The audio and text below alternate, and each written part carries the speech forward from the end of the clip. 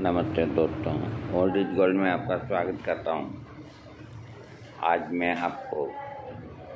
आज जंगली चीज़ों के वीडियो दे रहा हूँ और ये कोई मामूली चीज़ नहीं, ये 24 कैरेट सोना है जो मैं आपको बता रहा हूँ। लेकिन इनमें थोड़ी सावधानी रखना बहुत ज़रूरी है, वरना ये सोना है। अभी इसके पहले मैंने वन पलांडू यानी कि जंगली प्याज का वीडियो दिया और अब मैं और देता हूँ जंगली नागफनी। नागफनी कैक्टस जाति का पौधा होता है। कैक्टस के अंदर 2700 प्रजातियां होती है। हम किसी के यहाँ मेहमान बन के गए थे तो गेट के ऊपर ही वो कहते हैं ना कि अपने शौक भी हैं जो दुख देने वाले होते हैं, तो वहाँ पे जो मेन गेट था उस गेट के अंदर एक इतनी सी हांडिया थी। हांडिया के अंदर एक इतना सा प्याज जितना कैक्टस था। बड़ा खूबसूरत लगा। हमने सबकी निगाह बचा करके और उसको अंगुली से ऐसे टच किया। बाप रे बाप, बस हमारी जान नहीं निकली। इतनी अंगुली के अंदर भयंकर जलन। कभी हमने अंगुली मुंह में डाली, कभी यूं मछली, कभी यूं मछली। मेहमान लोग तो अंदर चाय पाने में लगे और हम हमारी अंगुली को कोसते रहे। अंदर भी गए, सब गए। 1 घंटे तक उसकी जलन रही। फिर जाते जाते हमने पूछ ही लिया कि भाई ये शौकीन कौन है जो इस तरह का कैक्टस लगाया। तो एक लड़की आई कि अंकल आपने इसको छू लिया क्या? मैंने कहा छू क्या लिया, हमारी तो वो हो गई सारी की सारी। कहते आपको पूछना चाहिए। मैंने कहा ठीक है, अब बिना पूछे काम नहीं करेंगे। तो इसमें कैक्टस के अंदर बहुत जातियाँ होती है। तो जंगल में आपको कोई भी कैक्टस का पौधा वगैरह दिखे तो ऐसी मेरी जैसी बेवकूफ़ी ना करना। अब मैं आपको इसको तुहर भी बोलते हैं, तुहर नागफनी या नागफनी। यहाँ अपने राजस्थान में अधिकतर वैसे जो शौकीन आदमी हैं वो अपने छोटे बच्चे घर में नहीं होते हैं तो वो 100-200 प्रजातियाँ तो अपने छत के ऊपर गमलों में कैक्टस की लगा लेते हैं। कुल मिलाकर के 2600-2700 इसकी प्रजातियाँ होती है। बाप रे बाप। तो ये नागफनी है, बहुत बेहतरीन गुणकारी चीज़ है। ये घरों के अंदर नहीं लगाना चाहिए क्योंकि छोटे बच्चे होते हैं।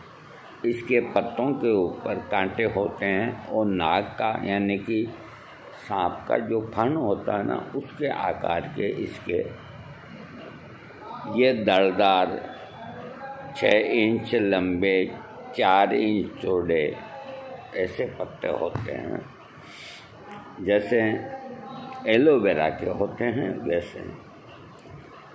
घरों के आगे फूल पौधे लगाते हैं। दरअसल फूल और पौधों की खूबसूरती के कारण घरों का लुक आकर्षित हो जाता। आपने देखा होगा कि कुछ घरों के आगे गमलों में कांटेदार पौधे भी लगे होते हैं। ये आ गई ना बात, लोग देखा देखी लगा लेते हैं।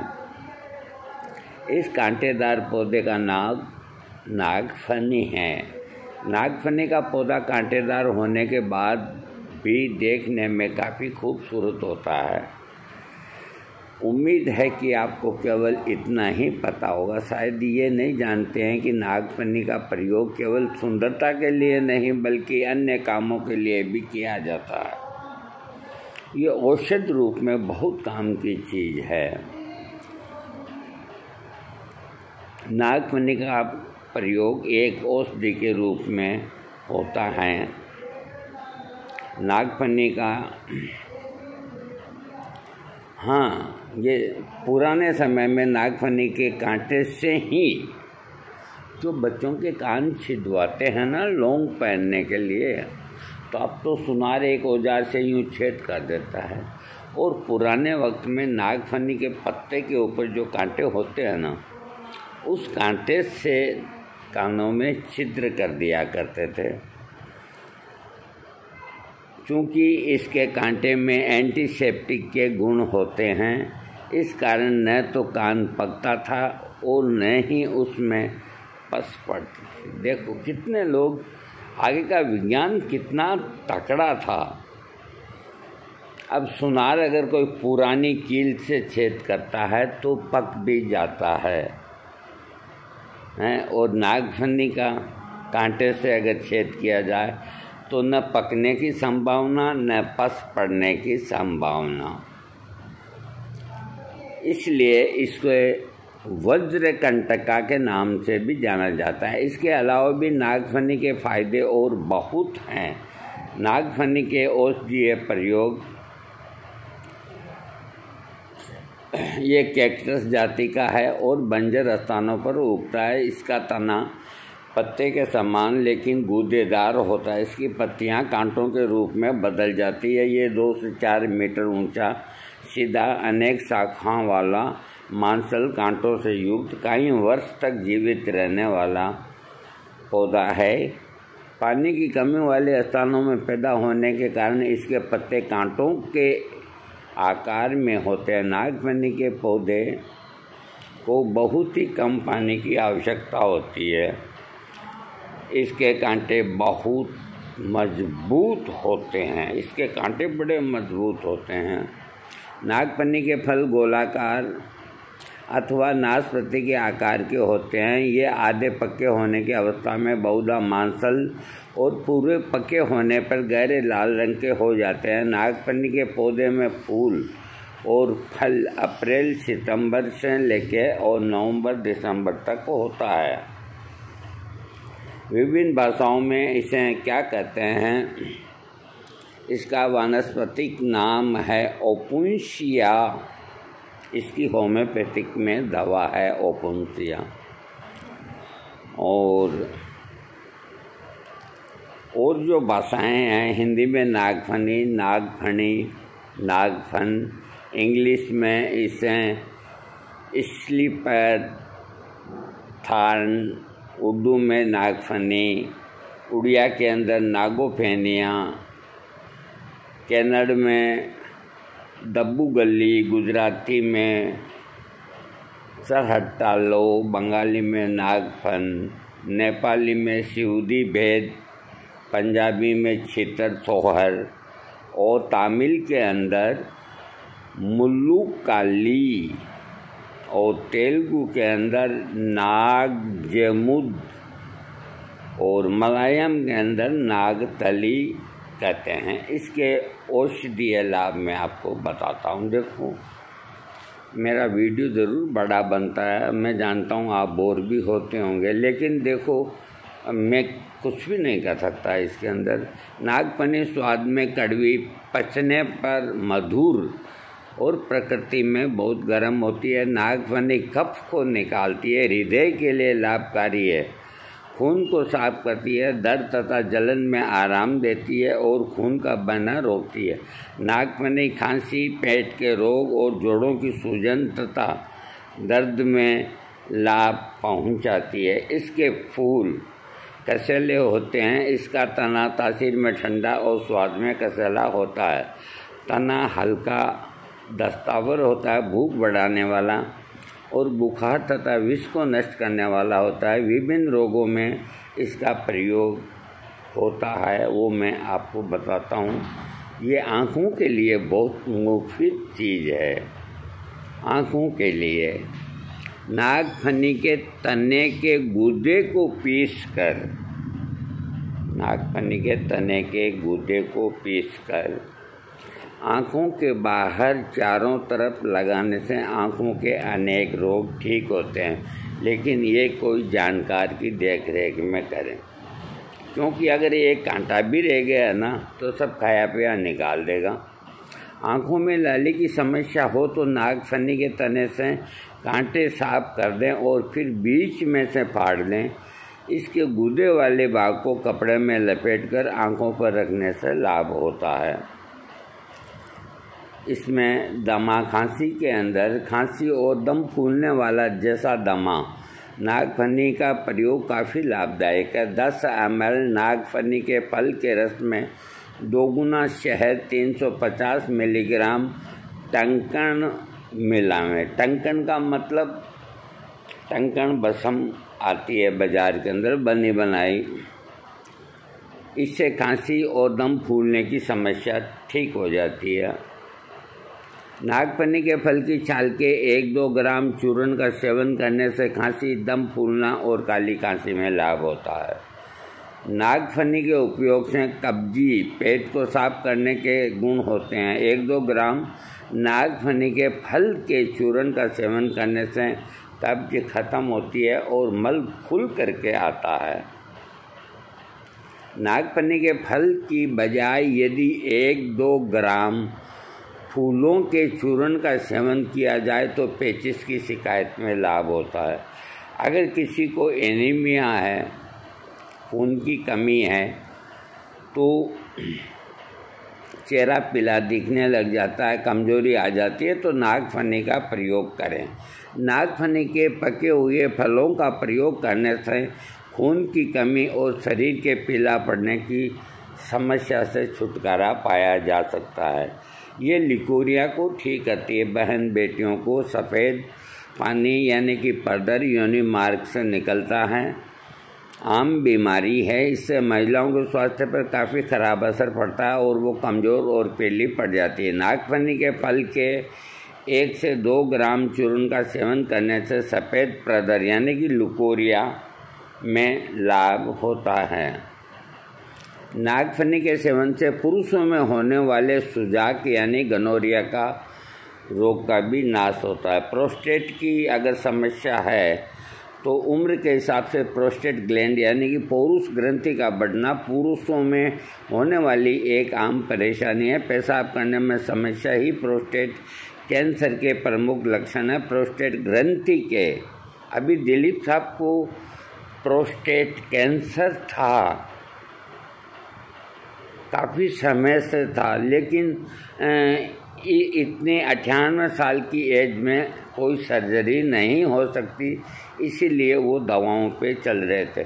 देखिए इसमें ये बात आ गई इसलिए कह रहा हूँ। हाँ, प्रोस्टेट ग्रंथि बढ़ने के कारण पेशाब करने में परेशानी आती है। रात भर में बार बार पेशाब जाना, अचानक से पेशाब निकल आना, पेशाब रोकने में समस्या आदि लक्षण प्रोस्टेट कैंसर में दिखाई पड़ते हैं। नागफनी के फूलों के चूर्ण का सेवन करने से प्रोस्टेट ग्लैंड के बढ़ जाने की समस्या दूर हो जाती। कितनी बेहतरीन दवा है।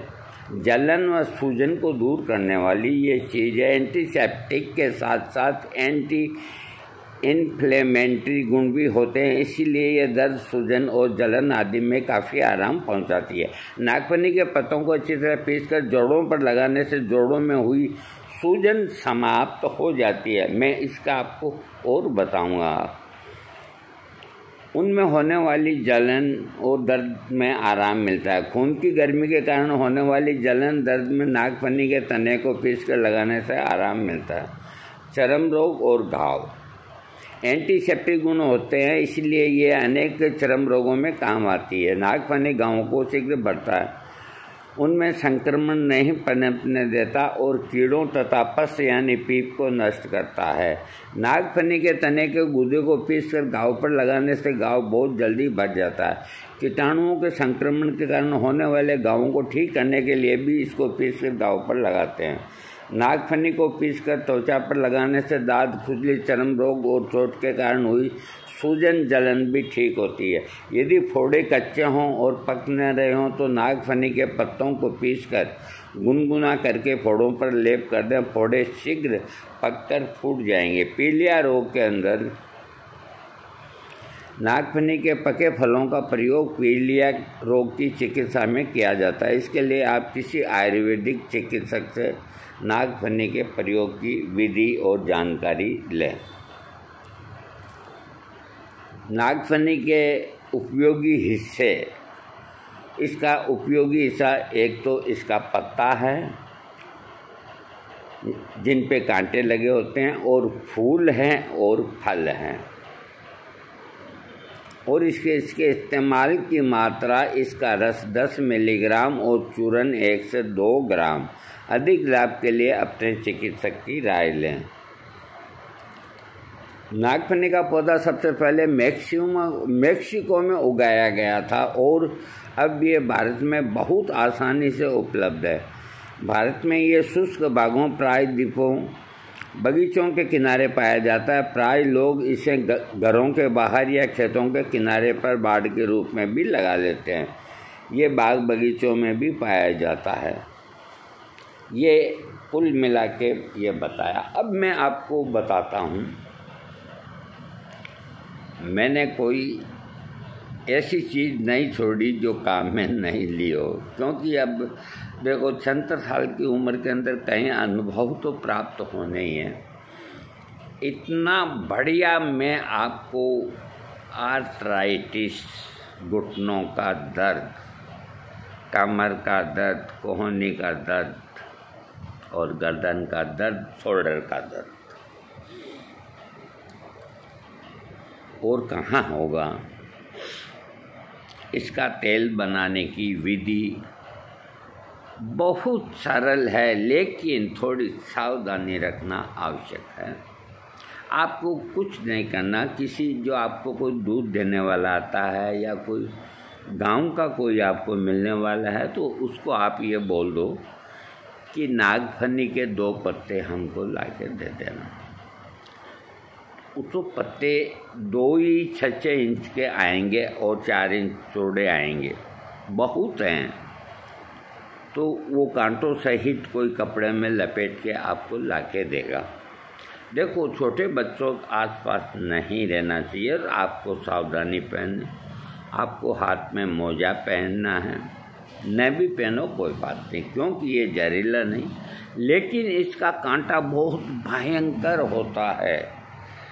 एक चाकू से धीरे धीरे, आपको कहीं जल्दबाजी नहीं करनी, एक एक कांटे को ऐसे चाकू से ऊपर से हटाते जाएं आप।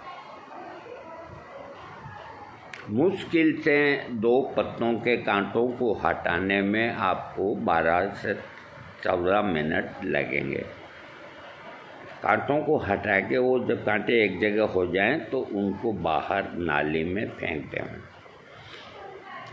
और अच्छी तरह देख लें भी कांटा नहीं है। अब आप क्या करें, अब बिल्कुल सेफ हो गए। उन टुकड़ों को हाथ में ले लें, हाथ में लेके, और साफ ज़मीन या पटान हो, जो भी हो, उसके ऊपर उनको रखें। रखने के बाद एक चाकू लेकर के और उसके 1-1 इंच के या 2-2 इंच के ऐसे गुट्टे कर लें। तो गुट्टे वैसे ही होंगे जैसे एलोवेरा के होते हैं, बिल्कुल वैसे गुट्टे होंगे। मान लीजिए आपने 2 पत्तों के 250 ग्राम गुट्टे कर लिए, एक अंदाज है। फिर लोहे की कढ़ाई के अंदर, देखो जिसकी जो सामर्थ्य है वो ही काम करे। नंबर 1 का तेल फिगारो का ओलिव ऑयल आता है, जो पैसे वाले हैं वो उसको रहा। नंबर 2 जो गरीबों का मेवा है वो है लिंसीड ऑयल, यानी कि अलसी का तेल। तिल का तेल सर्वोत्तम होता है, लेकिन तिल के तेल में एक जो खराबी है कि वो कढ़ाई छोड़ के भागेगा बाहर, आप परेशान हो जाएंगे। इसलिए इसको कट कर दिया हमने। सरसों का तेल लें, अलसी का तेल लें, ये दोनों तेल सस्ते हैं, और जो और अच्छी क्वालिटी चाहते हैं तो ऑलिव ऑयल। तो 250 ग्राम गुट्टों के लिए आपको करीब 700 ग्राम तेल लेना है और लोहे की कढ़ाई में तेल डाल करके उन गुट्टों को उसके अंदर डाल दें। आप वहीं रहेंगे जब तक तेल तैयार नहीं होता है। स्टूल लेके बैठ जाइए और एक चीज़ का ध्यान रखिए, चाहे आप किसी भी चीज़ का तेल तैयार करें, जल्दबाजी नहीं करें, एकदम तेज़ आंच कभी भूल के भी ना करें। मंद आंच से आपको आधी घंटा लगेगी, जो लगेगी मैं इसका कुछ नहीं कर सकता। वो धीरे धीरे धीरे धीरे धीरे धीरे फिर एक चम्मच से आपको लगे कि गुट्टे का रंग कथई या कालापन हो गया है, तो एक चम्मच लेके स्टील का उस तेल को यूं करके आप देख लें। बिल्कुल आपको पहले एक टॉनिक आता था, आज से 40 साल पहले उस टॉनिक का नाम था फोस्फोमिन। अब आता नहीं आता है, बाकी मेरी मेमोरी इतनी तेज है भगवान की दया से, हनुमान जी की कृपा से। फोस्फोमिन टॉनिक हरे रंग का आता था और एक तो बीजी फोस टॉनिक आता था, एक फोस्फोमिन टॉनिक आता था। अरे आज एलोपैथिक में ऐसे टॉनिक मिलते ही नहीं है, सबका मिशनखोरी हो गई, बेईमानी ही बेईमानी हो गई। नहीं तो फोस्फोमिन टॉनिक लेने के बाद भूख ऐसी लगती थी कि आदमी कुर्सी को खा जाए। क्या बात करते हो। और बीजी फोस नाम से बिकता था। कहाँ गए वो दिन, जाने कहाँ गए वो दिन। तो वो दिन तो देखो गए, है ना। तो वो फोस्फोमिन जैसा हरा रंग हो जाएगा, यूँ चम्मच से डाल के आप यूँ देखेंगे हरापन आ जाएगा, तो आप समझ लो गुट्टे काले हो गए, तेल आपका तैयार हो गया। कढ़ाई को नीचे उतार दीजिए, बिल्कुल ठंडा होना दीजिए, कोई जल्दबाजी न करें। ऊपर कोई कपड़ा दे दें या बच्चा नहीं आवे पास में, आप बैठे रहें। जब वो ठंडा हो जाए तो उसमें से उन गुट्टों को आप पे कोई कांटा न रह जाए, इसलिए कोई आप चींपिए से पकड़ के तो गुट्टों को निकाल के और बाहर फेंक दें। ये आपका तेल तैयार है। और फिर एकदम बारीक सूती वस्त्र, उसके अंदर उस तेल को डाल के दूसरे पात्र के अंदर आप छान लें। जब आप छानो तो अंदर अंगुली ना करें, क्योंकि कांटा रह सकता है। और एक बात भी, इसका एक कांटा भी अगर आपको आधा सेंटीमीटर भी चुभ गया ना, तो लेने के देने पड़ जाएंगे, ये पहले बोल देता हूँ। इसलिए हाथ से टच नहीं करें, कोई लकड़ी से यूँ हिला लें आप। वो जब तेल छन जाए, छनने के बाद में वो कपड़ा सहित ही बाहर फेंक दें में आप, तो दो छोटे मोटे जो कांटे होंगे वो उधर चल जाएंगे। फिर आप उस तेल को अच्छी तरह से देख लें, निहार लें कि कहीं कोई मामूली कांटा तो नहीं है।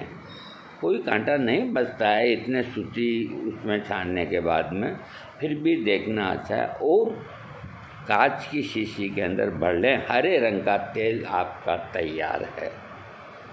इसका कोई साइड इफ़ेक्ट नहीं, घुटनों में दर्द लगाइए, मैं कहता हूँ झंडू बाम की तरह काम करेगा। जो चीज़ मेरी बनाई हुई है, जो चीज़ मेरी काम में ली हुई है, और जिस चीज़ को मैंने अपनी आँखों के सामने तैयार किया है, मैं उसी का जिक्र करूँगा।